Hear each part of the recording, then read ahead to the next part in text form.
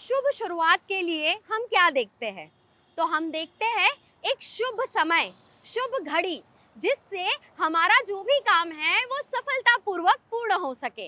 लेकिन क्या आपको पता है ये शुभ घड़ी सिर्फ भारत में या विश्व में नहीं, अब अंतरिक्ष में भी है। अब आपको लग रहा होगा कि मैं ये कौन सी घड़ी की बात कर रही हूँ, तो मैं आपको बता दूं कि ये घड़ी ना ही सिर्फ आपको समय बताएगी लेकिन आपको मार्गदर्शन भी देगी। आजकल दोस्तों जो हम मैथ्स की टेक्नोलॉजी यूज करते हैं वो टेक्नोलॉजी विदेशी टेक्नोलॉजी है। कोई बाहर की कंपनी है उसके मैप यूज करते हैं, उसके नक्शे यूज करते हैं और उससे ही हम अपनी ग्लोबल पोजीशनिंग सिस्टम, हमारी जो पोजीशनिंग है वो नापते हैं। लेकिन भारत में एक नया प्रयोग हो रहा है, एक नई दिशा में हम जा रहे हैं। हम लोगों ने अपना खुद का नेविगेशन सिस्टम बनाया है।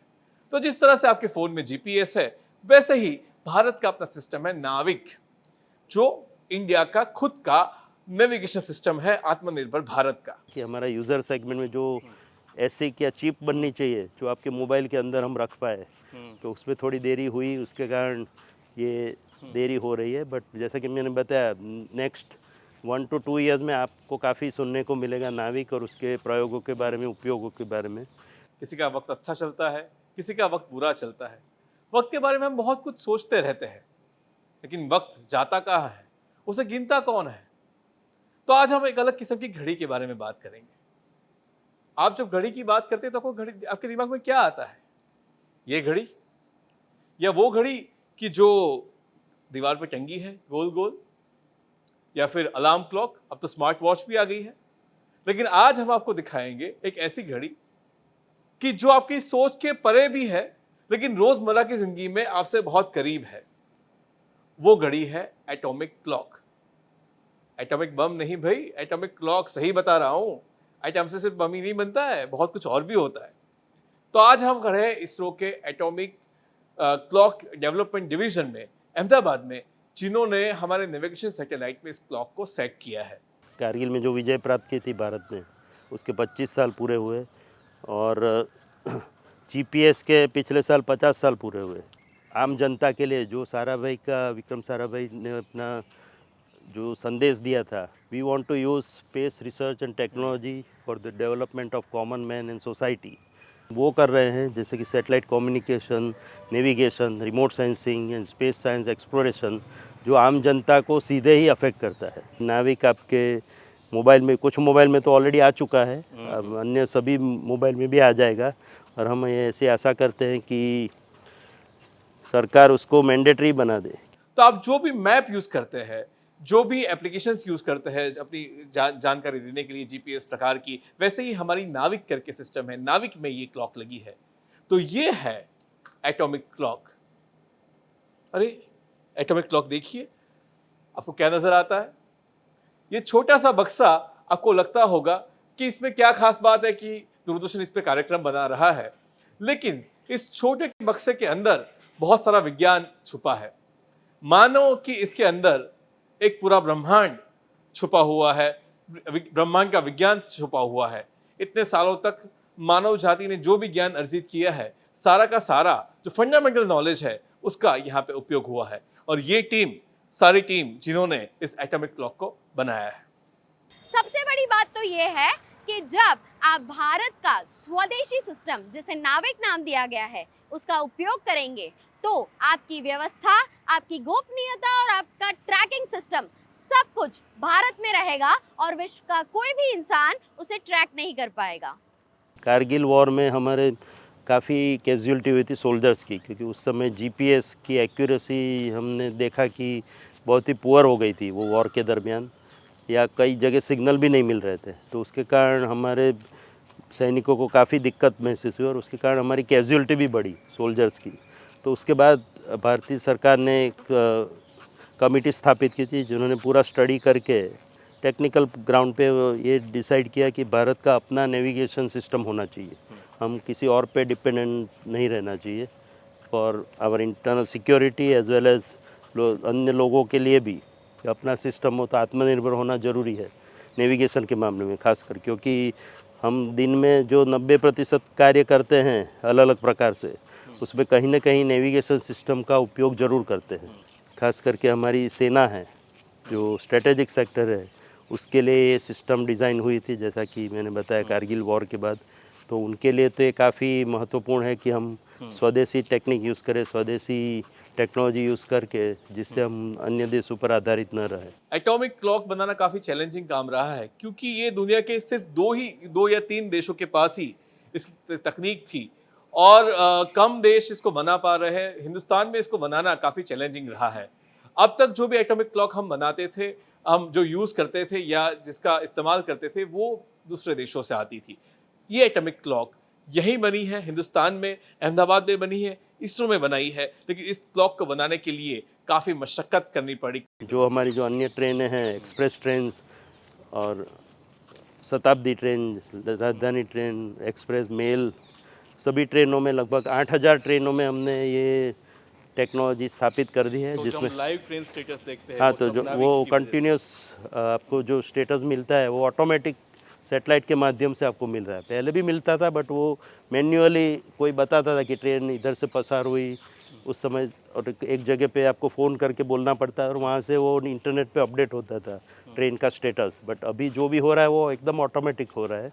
और दिल्ली में जो रेलवे का केंद्र है, क्रिस करके, centre for railway information system, तो वो लोग पूरा कोऑर्डिनेट करके ये ट्रेन का पूरा मूवमेंट ऑटोमेटिकली सैटेलाइट के माध्यम से वो विगत मिलती रहती है उनको, और वो रेगुलरली अपडेट अपने आप ही इंटरनेट पे हो जाता है। तो ये इसकी विशेषता है। और अभी रेलवे बोर्ड ने आदेश किया है कि भारत की सभी ट्रेनों में, चाहे वो गुड्स ट्रेन हो, पैसेंजर ट्रेन हो या मेट्रो ट्रेन हो, सब में ये सिस्टम लगा दी जाएगी।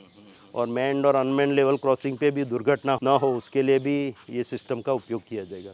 जियो स्टेशनरी ऑर्बिट पे हमारे सैटेलाइट रहेंगे, तो उसके कारण एक एडवांटेज ये रहेगा कि हमको हमेशा वो सैटेलाइट दिखेंगे ही, जो कि जीपीएस और अन्य जो मियो कॉन्स्टलेशन है उसमें सैटेलाइट घूमते रहते हैं। तो उसके कारण कई बार विजिबिलिटी में नहीं रहते कुछ सैटेलाइट, तो कई बार आपको 10 सैटेलाइट मिलेंगे, कई बार कम सैटेलाइट भी मिल सकते हैं। तो ये प्रॉब्लम नाविक में आपको नहीं रहेगा, क्योंकि ऑलवेज आपको 7 सैटेलाइट तो अवश्य दिखते रहेंगे कोई भी जगह से भारत की। वैसे ये डायग्राम थोड़ा आपको कॉम्प्लेक्स लग सकता है, लेकिन जो ये डायग्राम है, इसके अंदर इस घड़ी की जो आत्मा है, जो रूपरेखा है, संरचना है, वो आप देख सकते हैं कि किस तरह से इसके अंदर एक रुबिडियम नाम का एक तत्व होता है। ये तत्व कुदरत में पाया जाने वाला एक रेयर अर्थ मिनरल्स है, और इस रेयर अर्थ मिनरल के अंदर जो अणुओं की जो गति होती है, उस जो फ्रिक्वेंसी होती, कंपन होता है, उस कंपन के सहारे इस घड़ी की इस मापन किया जाता है, इस घड़ी का कैलिब्रेशन किया जाता है, और जिसके कारण हम सब उसको मैच करके आगे चल पाते हैं। तो ये जो एटम है, ये आप जिस रुबिडियम की बात करते हैं, ये उसकी आत्मा है। अगर आप इसको देखें तो ये रुबिडियम लैंप है। इसके अंदर जो आपको चमकती हुई, रुबिडियम लैंप के अंदर चमकती हुई आपको चीज दिखती है, ये रुबिडियम है। और इसके अंदर इसको ऊर्जा देके, इसको शक्ति देके, उसके अंदर अणुओं का कंपन करा के, अणुओं की जो गति होती है, उससे जो फ्रीक्वेंसी पैदा होती है, जो तरंग जो पैदा होते हैं, उस तरंग को नियंत्रित करने के बाद जो गणना होती है, उससे समय निकलता है। हमारा उद्देश्य है भारत में ये सर्विसेज पहुंचाना। उसके बाद हम भविष्य में सोचेंगे कि कैसे इसको रीजनल सर्विस से ग्लोबल सर्विस में कन्वर्ट करें। तो ये हमारा प्लान है। और नाविक अपने थोड़ा समय अवश्य लग रहा है, क्योंकि नेविगेशन सिस्टम में खाली सैटेलाइट या स्पेस सेगमेंट इम्पॉर्टेंट नहीं है, उसके साथ साथ ग्राउंड सेगमेंट और यूज़र सेगमेंट भी इतना ही महत्वपूर्ण है। तो तीनों सेगमेंट अगर डेवलप ना हो तो पूरा सिस्टम ऑपरेशनलाइज करने में थोड़ी दिक्कतें होती है। आप बोलेंगे मोबाइल का समुद्र में क्या उपयोग, तो ये उपयोग हो रहा है कि जब वो कोस्टल एरिया में घूम रहे हैं तब मोबाइल चलता है, पर जैसे ही वो अंदर की ओर जाते हैं तो मोबाइल तो काम नहीं करेगा, क्योंकि नेटवर्क तो है नहीं वहाँ पे। तब हम मोबाइल के द्वारा उनको, हमारे नेविक रिसीवर द्वारा उनको ये माहिती पहुँचाते हैं। In olden times, when and the radar was not there, we were heavily dependent on the celestial the objects. The whole cycle used to start from the morning star sight, then followed by sun run sun, then sun run sun mirrored, then followed by again a evening sun, afternoon sun run sun, and then in the evening star sight, and at night the moon run moon, or the other ways that used to be utilized to determine the position of the ship. North Star also was, heavily used to check the gyro error and also to indicate the position of the northern direction. And all these put together, the celestial navigation used to be used. कोई भी boat जो unknown boat है हमारे जो Indian waters है उसमें आ ही नहीं सकती, उसको तुरंत हम पहचान जाते हैं। तो कोस्टल सर्वेलेंस सिस्टम तो वो हमने लगा दिया है सब जगह पे। और कुल एनसिल जो हमारा जो यूनिट है, न्यू स्पेस इंडिया लिमिटेड, जो पब्लिक सेक्टर यूनिट है, उसको 1 लाख बोटों पे ये यंत्र लगाने का ऑर्डर मिला है। तो हर एक पे, जैसा कि मैंने बताया, नेविगेशन सिस्टम और सैटेलाइट कम्युनिकेशन को मिला के एक टर्मिनल तैयार किया गया है, वो हर एक बोट में लगा दिया जाएगा। और कुछ लगभग 25,000 बोट में तो ऑलरेडी लग चुका है, तमिलनाडु, गुजरात और आंध्र प्रदेश की। तो इस तरह से पूरे देश की लगभग 4 लाख बोटों में लगाने का प्रावधान सरकार द्वारा है। इसरो के द्वारा जो नाविक उपलब्धियां मछुआरों के लिए अभी जो शुरू होने वाली है, काफ़ी जगह पे शुरू हो भी चुकी है, तो क्या है इसकी महत्वता, अभी उसके ना होने की वजह से क्या तकलीफें हैं? हमारे साथ काफ़ी मछुआरे जो है जामनगर के वो जुड़े हुए हैं। हम दूसरी जगह पे चले गए और हमारा रेडियो आता है वही बंद हो गया और जीपीएस सिस्टम बंद हो गया, तो हम अगर हवामान ज़्यादा ख़राब हो जाएगा तो दूसरी जगह किसी भी जगह पे पहुंच नहीं पाएगा। अगर ये चिप होगी तो हम पोस्ट कार्ड से कांटेक्ट कर सकते हैं, पोस्ट कार्ड हमको लेने के लिए आ सकती है। ये वो तो हमारे लिए अच्छा है। हम तो एकदम जो हमारे लिए प्राथमिक सुविधा है वो तो मिलना चाहिए, इसमें ये भी अच्छा है हमको मिले तो। नाविक जो है वो मछुआरे को अपना रास्ता दिखाएगी, साथ साथ उसको ये भी बताएगी कि आप जो अंतर्राष्ट्रीय जल सीमा है वहां से कितने दूर है, आप उसके नजदीक कब तक जा पाएंगे। तो ये जो सिस्टम है ये मछुआरों को काफी मदद मिलेगी। इसके साथ साथ सभी बोट जहाँ भी मूवमेंट कर रहे हैं, कोई भी सी में, बे ऑफ बंगाल हो या अरेबियन सी हो या हिंद महासागर हो, तो उनकी मूवमेंट ट्रैक होगी। और मछुआरों को हर दिन शाम, क्योंकि मछुआरे एक बार पानी में, समुद्र में दूर तक चले जाते हैं तो लगभग 7 दिन से लेके 15 दिन के बाद ही वापस आते हैं। तो उनको कौन सी जगह पे फिश शील्ड बेटर मिलेगा, कहाँ से उनको ज़्यादा फिश मिलेगी, मछली मिलेगी, वो इन्फॉर्मेशन हम हर दिन उसको शाम को 5 बजे पहुंचाते हैं। फिर वो अगर भारतीय वाटर्स क्रॉस करके इंटरनेशनल वाटर्स की ओर जा रहे हैं, जैसे कि कुछ मछुआरे श्रीलंका की ओर डाइवर्ट हो जाते हैं, कुछ इधर की और पाकिस्तान की ओर चले जाते हैं, फिर उनको पकड़ लिया जाता है। तो वो सब ना हो और वो सही समय पे वो इंटरनेशनल बॉर्डर क्रॉस ना करे, इंटरनेशनल वाटर बोलते हैं उसको। तो वो सब माहिती भी उनको ऑटोमेटिक मिलती रहेगी उनके मोबाइल पे। तो जो पहले साइक्लोन के कारण काफ़ी जो कैजुअलिटी होती थी, कई मछुआरे डूब जाते थे या साइक्लोन के इफेक्ट के कारण वापस नहीं लौट पाते थे, तो उनको भी कोशिश जारी है कि किस तरह से उनको एटलीस्ट माहिती पहुंचाई जाए और उसका उपयोग वो सही तरह से करे और उनकी overall quality of life improve हो। पारंपरिक जो नेविगेशन करते हैं उस तरह से इसी बात के लिए हमारे साथ में जो टंडेल है उसको वही बताएंगे कि किस तरह मछलीमारी करते थे और किस तरह नेविगेशन करते हैं। पहले के ज़माने में क्या हो रहा था कि हमें यहाँ से निकलने के बाद सिर्फ हम होका यंत्र पे डिपेंडेंट होते थे। वहाँ पे जाने के बाद वहाँ पे समुद्र में क्या हो रहा है, आने जाने की दिशा सिर्फ होका यंत्र से होती थी। लेकिन अब हमारे पास भारत सरकार के जो कम्युनिकेशन सिस्टम और सैटेलाइट सिस्टम की मदद से हमें जो जीपीएस मिला है, तो जीपीएस की मदद से हम लोग अपने आने जाने का रास्ता क्लियर करते हैं।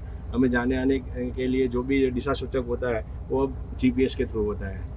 सैटेलाइट से कनेक्टेड था और तुरंत ही नियर बाई जितने भी जो मतलब शिप थे, मतलब जैसे गवर्नमेंट की जितनी भी जो फैसिलिटी थी शिप की, कोस्टल लाइन की जैसे नेवी वगैरह थी, तो तुरंत जैसे सुरक्षा के लिए पहुंच जाते थे। भारत ने जो हमारे पहले INSS 1 सीरीज़ के सैटेलाइट थे, नाविक सैटेलाइट थे, उसमें इम्पोर्टेड क्लॉक यूज़ की थी। तो उसमें कुछ खामी की वजह से वह क्लॉक जल्दी से बिगड़ जाती थी। तो हमारे लगभग 4 से 5 सैटेलाइट में लगभग 3 क्लॉक देने के बावजूद, एक क्लॉक होती है तो भी हम काम कर पाएंगे, बट तीनों क्लॉक बिगड़ गई, ऐसा हमने देखा गया। तो या तो उसके डिज़ाइन में कुछ खामी रह गई थी या उसके इम्प्लीमेंटेशन में कुछ खामी रह गई थी, जो इम्पोर्टेड क्लॉक थी। तो उसके कारण हमको काफ़ी जैसे कि मैंने बताया, जो डिले हो रहा है हमारे नेविगेशन सैटेलाइट सिस्टम में, उसका एक कारण ये एटॉमिक क्लॉक का ख़राब होना वो भी था। बट अभी हमने वो इंडिजिनस टेक्नोलॉजी जो आत्मनिर्भरता उसमें हासिल कर दी है। 1 घंटे में 60 मिनट होते हैं, 1 मिनट में 60 सेकंड होते हैं। तो 1 सेकंड में क्या होता होगा? हर किसी को सवाल है। वैज्ञानिकों ने भी इस पर खोज की और पता लगाया कि अणुओं के माध्यम से ये जाना जाता है कि 1 सेकंड में अणुओं के द्वारा कितना कंपन हो रहा है। यानी कि अणुओं के कंपन से ये मापा जाता था कि ये 1 सेकंड कितना है। ये छोटी सी चीज है रुबिडियम, जिसे आपको पहले भी बताया। ये कांच नहीं, कांच के अंदर जो है, जो सिल्वर है, जो चमक रहा है, वो रुबिडियम है। ये रुबिडियम खत्म हो सकता है धीरे धीरे 15 साल में, 20 साल में, गर्मी से, जो गर्मी हीट इसको देते हैं, और शायद हमारी घड़ी खराब हो सकती है। लेकिन वो कितना पिघलता है, कितना खराब होता है, कितना कम होता है, उसकी तो गिनती करनी चाहिए।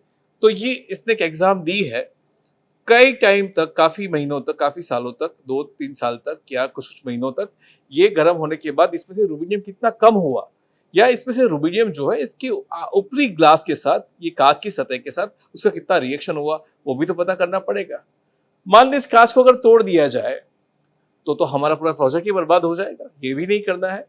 हमारे साइंटिस्टों ने ऑलरेडी 3 क्लॉक बना दिए हैं, उसमें से एक क्लॉक तो ऑलरेडी सैटेलाइट में भी हमने लॉन्च कर दिए। जो हमारा लास्ट सैटेलाइट लॉन्च हुआ है NVS-01, उसमें हमारी एक इंडिजिनस क्लॉक यूज़ हो रही है, वो अहमदाबाद में बनी है, और बाकी 2 क्लॉक इम्पोर्टेड क्लॉक है। बट जो मुख्य क्लॉक जिसका हम अभी उपयोग कर रहे हैं नेविगेशन में, ये पर्टिकुलर सैटेलाइट में, वो हमारी अहमदाबाद की जो इंडिजिनस जो आत्मनिर्भर क्लॉक है उसके द्वारा ही हम कर रहे हैं। तो ये रुबिडियम एटॉमिक क्लॉक की टेक्नोलॉजी हमने पूरी तरह से हासिल कर दी है, और अभी हमारा प्रयत्न रहेगा कि कोई प्राइवेट सेक्टर में इसकी टेक्नोलॉजी दी जाए, जिसके कारण उसका प्रोडक्शन लेवल पे उसका फिर प्रोडक्शन हो सके। जो रुबिडियम है उसका गलन बिंदु या मेल्टिंग पॉइंट, जिसपे ये सॉलिड से लिक्विड स्टेट में आता है, वो है 40 डिग्री सेंटीग्रेड। उतना टेम्परेचर देके या उससे भी ज्यादा थोड़ा टेम्परेचर देने के बाद या उस देते समय ये जो है ये सॉलिड से लिक्विड हो जाएगा। मानो कि आपका बर्फ का टुकड़ा है, उसको अगर आपने 0 से थोड़ा ज्यादा टेम्परेचर दे दिया तो वो पानी में बदलने लगता है। वैसे ही ये 40 डिग्री पे सॉलिड स्टेट से लिक्विड स्टेट में, यानी जो घन अवस्था है, सघन अवस्था से प्रवाही में वो बदल जाएगा। अब दोस्तों इन्होंने ये किया कि इस दौरान जो ऊर्जा का बहाव होगा, जैसे हम लोग जब भी ठंडे मतलब एक बर्फ को पानी में बदलते हैं, तो आप देखिए कि उसके आसपास एक भाप सी बन जाती है, एक हवा सी बन जाती है। जब पानी को भी अब गर्म करते हैं तो स्टीम में बदल जाती है। तो आपने जो ऊर्जा दी वो ऊर्जा कहीं तो आजाद होती है, मुक्त होती है। इस तरह से इसको भी जब आप देते हैं, रुबिडियम को भी आप गर्मी देते हैं, तो उसमें से भी बहुत सारी ऊर्जा इकट्ठा होकर बाहर निकलती है। यहाँ के विज्ञानियों ने एक नया रास्ता निकाला कि इस ऊर्जा का मापन किया। वो ऊर्जा का मापन आप यहाँ पे देख सकते हैं कि जैसे ही 40 डिग्री पर यहाँ पे टेम्परेचर पहुंचता है, आप इस चार्ट में आप फ्लक्चुएशन देख सकते हैं कि किस तरह से एक उसकी आंतरिक रुबिडियम की जो आंतरिक जो प्रक्रियाएं हुई, उसने किस तरह से ऊर्जा ली और ऊर्जा छोड़ दी, और इसकी गणना करके ऊर्जा से, एनर्जी से मास का कैलकुलेशन किया जाता है। तो ये अपने आप में एक अनोखा यहाँ का ही एक प्रयास है, जो गणित और फिजिक्स को और एक लॉजिक को पकड़कर यहाँ जो रुबिडियम है उसका मास, इतना छोटा सा मास भी है, उसको कैलकुलेट कर पाता है। तो ये फॉर्मूला भी अपने आप में एक नया तरीका है, नवाचार है, और ये तरीका भी ऐसा है कि जिससे हम जान पाते हैं कि भी ये रुबिडियम है तो कहाँ तक इसकी जिंदगी टिकेगी, और इसके ऊपर ही तो सारे के सारे एटॉमिक क्लॉक, क्योंकि अगर इसका वजन कम या ज्यादा भी हो जाता है तो भी फ्रीक्वेंसी में बड़ा फर्क आ जाएगा। तो फिर वही होगा, जाना था चीन, पहुंच गए जापान। तो उसके लिए इतनी मेहनत इतनी छोटी सी चीज पे करनी पड़ती है। क्या ये सही है कि जो नाविक का जो प्रिसाइजन है वो जीपीएस से भी ज्यादा है? ज़्यादा है ऐसा तो हम नहीं कह सकते, उसके बराबर का है। तो हम विश्व की कोई भी नेविगेशन सिस्टम लो, वो चाहे जीपीएस हो या बेइडू हो या रशियन ग्लोनास सिस्टम हो, तो सबके बराबर के ही हमारे भी स्पेसिफिकेशन है, और हम भी उतनी अच्छी तरह से उसमें हमारी टेक्नोलॉजी इस्तेमाल करके उतना प्रिसीजन, इतनी एक्यूरेसी दे सकते हैं। फिश शील्ड बेटर मिलेगा, अगर इंटरनेशनल वाटर क्रॉस करे तो उनको अलर्ट किया जाएगा, और उनकी नेटिव भाषा में। दूसरा उसका एडवांटेज है कि मोबाइल पे उनको इन्फॉर्मेशन मिलती रहेगी अपनी भाषा में, तमिल में या मलयाली में या गुजरात फिशरमैन है तो गुजराती में। तो ये सब हमने इनोवेशन किए हैं जिसके द्वारा मछुआरे को लाभ होगा। और एक दूसरा लाभ है कि साइक्लोन अगर आने वाला है तो हमको अभी साइक्लोन तो हम इजीली प्रेडिक्ट करते हैं हमारे सैटेलाइट द्वारा, तो 5 से 6 दिन पहले ही उनको अलर्ट कर देते हैं कि अभी साइक्लोन आएगा इस दिन को, तो आप ये एरिया से दूर रहे या जल्दी से वापस लौट के अपने घरों को आ जाए। इसी घड़ी के माध्यम से हम किसी भी 5 मीटर तक की गाड़ी को डिटेक्ट कर सकते हैं कि वो अभी कहाँ है, किस गति से वो आगे बढ़ रही है और किस तरफ आगे बढ़ रही है। इसरो के वैज्ञानिकों ने बड़े ही ध्यान से हर एक बारीकी को ध्यान से देखा, उसे परखा, उसे जाना और उसके बाद ये बनाई गई है शुभ घड़ी। आपने अभी तक नाविक के बारे में सुना, एटॉमिक क्लॉक के बारे में सुना, अब इसरो की और एक खासियत के बारे में जानते हैं जिसके वजह से हमें ये पता चल पाया है कि भारत अब कहीं पर भी पीछे नहीं है, ना ही धरती पर ना ही अंतरिक्ष में, और वो है रिमोट सेंसिंग। बता कि किस तरह से रिमोट सेंसिंग टेक्नोलॉजी यूज़ करके हम हमारे ऑप्टिकल कैमरा या टेलीस्कोप के द्वारा या माइक्रोवेव रडार सिस्टम के द्वारा हम अलग अलग तरह से फ़ोटोग्राफ्स लेके पृथ्वी की ऑब्जर्वेशन करके जो पिक्चर तैयार करते हैं, इमेजेस तैयार करते हैं, उसमें से उसका एनालिसिस करके आम आदमी के लाभ के लिए, किसानों के लाभ के लिए जो इन्फॉर्मेशन है वो डिराइव करके उन तक पहुंचाते हैं। तो जैसे कि उन्होंने अपनी फसल बोई है तो फसल का कोई उसमें डिजीज़ लगी है कि नहीं, फिर उसका यील्ड कितना होगा, उसका एकरेज कितना होगा, अगर उसमें फ्लड और ड्रॉट के कारण उसमें डैमेज हो जाता है तो उनको इंश्योरेंस किस तरह से मिल पाएगा, कितना मिल पाएगा, तो वो सब का एस्टिमेट करते हो क्योंकि उनको सही मायने में मदद मिले उसकी कोशिश रहती है रिमोट सेंसिंग मीन्स के माध्यम से। तो एकदम सरकार को सही माहिती उपलब्ध की जाएगी जिसके कारण किसानों को कोई भी नुकसान ना हो, चाहे सूखा पड़े या बाढ़ आए तो भी उनका जो इन्वेस्टमेंट है वो बरकरार रहे, और जब भी उनको अच्छी फसल होती है तो उनको कैसे मैक्सिमम से मैक्सिमम फ़ायदा हो, तो उसके बारे में भी रिमोट सेंसिंग द्वारा उसका एकरेज यील्ड पता लगा के उनको पूरी गाइडेंस दी जाएगी। तो और ड्रोन के माध्यम से भी अलग अलग परीक्षण करते हैं जिसके द्वारा उनके जो, क्योंकि भारत में खेत बहुत छोटे छोटे होते हैं, अमेरिका की तरह बड़े बड़े खेत हो तो सैटेलाइट के माध्यम से उसको हम गाइडेंस दे सकते हैं, बट इंडिया में छोटे लेवल पे अगर इमेजिंग करना हो तो उसमें ड्रोन और एयरक्राफ्ट का भी उपयोग होता है, उसके द्वारा भी हम रिमोट सेंसिंग करते हैं। अभी हम खड़े हैं space application centre Ahmedabad ISRO के बोपल कैंपस में, और अभी हम जहां पर खड़े हैं वो जगह है बोपल कैंपस के advance microwave tube development lab में हम खड़े हैं। आपको लगता होगा कि ये अजीब से नाम वाली लैब में होता क्या है, क्या ये कोई माइक्रोवेव से जुड़ा हुआ काम है या फिर इसमें कुछ ऐसा काम होता है जो हम नहीं जानते हैं। दोस्तों, इस लैब में ऐसा कुछ काम हुआ है जिससे ना केवल सैटेलाइट लेकिन हमारा जो अंतरिक्ष विज्ञान है, अंतरिक्ष विज्ञान में जाने की जो तकनीक है उसमें बहुत हद तक हम आत्मनिर्भर हुए हैं। उसमें सैटेलाइट बनाने का खर्चा भी कम हुआ है और साथ ही साथ हम एक नए दौर में, नए आत्मनिर्भरता के नए दौर में भी प्रवेश कर चुके हैं। और इस विषय में हमसे बात करेंगे शिल्पी सोनी जी, जो यहाँ वरिष्ठ वैज्ञानिक है। शिल्पी जी, आपका बहुत बहुत स्वागत है दूरदर्शन में जी। तो सबसे पहले आपने और आपकी टीम ने बहुत सारे साल लगा के एक ट्रैवलिंग वेव ट्यूब का निर्माण किया है। अब ये तो बड़ा हमारे लिए बड़ा अटपटा सा नाम है, तो ये क्या है, क्या करता है और इस खोज का क्या इतना महत्व है कि आज हम आपसे बात कर रहे हैं। ट्रैवलिंग वेव ट्यूब के बारे में मैं बात करूं तो ट्रैवलिंग वेव ट्यूब बेसिकली एक एम्पलीफायर है जो कि सिग्नल को एम्पलीफाई करता है। तो अगर आप देखेंगे कि यहाँ से सैटेलाइट क्या काम करते हैं, सिग्नल को दुनिया के एक टर्मिनल से दूसरे टर्मिनल तक ट्रांसमिट करते हैं। जब हम सैटेलाइट को सिग्नल भेजते हैं तो वहाँ तक जाते जाते सैटेलाइट सिग्नल जो है वो काफ़ी कमज़ोर हो जाता है। तो ये एम्पलीफायर उस सिग्नल को एम्पलीफाई करके वापस अर्थ की तरफ भेजते हैं ताकि हम उस सिग्नल को रिसीव करके यूज़ कर सकें। जैसे आप लोग दूरदर्शन में भी ट्रांसमिशन करते हैं तो उसमें भी ये जो सिग्नल आप अपने जो हब से सिग्नल भेज रहे होंगे वो सिग्नल इसी टेक्नोलॉजी के थ्रू एम्पलीफाई होकर ज़मीन तक पहुंच रहा होगा, हमारे दर्शकों तक पहुंच रहा होगा। जी, मतलब ये है कि ये चल के जाता है ऊपर और ऊपर इसको ये ताकत देता है, ताकत देके फिर आप नीचे आता है, जैसे बेसिकली बूस्टर है, ऐसा कहते बूस्टर एक मैकेनिज्म है इस तरह से, जिस तरह से, लेकिन ये 36,000 किलोमीटर ऊपर तक जाता है। 36,000 किलोमीटर दूर हमारे सैटेलाइट्स होते हैं। तो आप सोच सकते हैं 36 कितना भी यहाँ से एम्पलीफाई करके भेजो, बिकॉज ऑफ एटमॉस्फेरिक एटेनुएशन, लंबी डिस्टेंस, उन सब के जाते जाते सिग्नल काफ़ी कमज़ोर हो ही जाता है। तो ये जैसे एम्पलीफायर है, इसकी भूमिका क्या रहती है किसी भी सैटेलाइट में? ये तो काफ़ी सालों से इस्तेमाल होता होगा। काफ़ी इसकी सालों भूमिका से क्या? इस्तेमाल हो रहे हैं। अगर आप ऐसे जेनरिक कम्युनिकेशन सैटेलाइट की बात करें तो एक कम्युनिकेशन सैटेलाइट में ऐसे कम से कम 30 से 50 एम्पलीफायर यूज़ होते हैं अलग अलग चैनल्स के लिए।